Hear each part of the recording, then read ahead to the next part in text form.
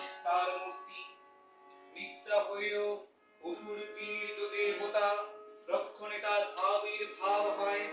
ইত্থং যদা যদা বধা দানবুদ্ধ ভবিষ্যতি তদা তদা বর্তিয়হ্যং করিষ্যামি সংখ্যম।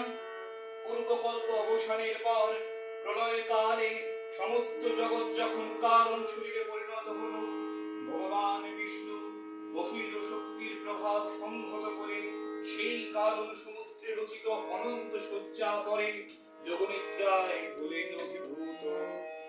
বিষ্ণুর যোগনিদ্রার অবসান কালে তার নাভির পত্তর থেকে জেগে উঠলেন ভারী কল্পের সৃষ্টি বিধাতা ব্রহ্মা। কিন্তু ব্রহ্মার বিষ্ণুর কর্ণমল জাত মধুকৈটভর অসুরদ্বয় ব্রহ্মার কর্ম।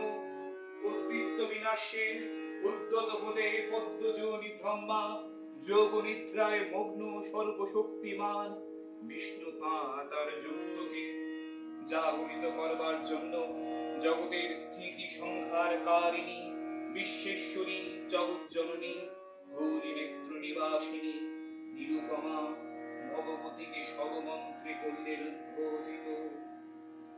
এই ভগবতী বিষ্ণু নিদ্রা রূপা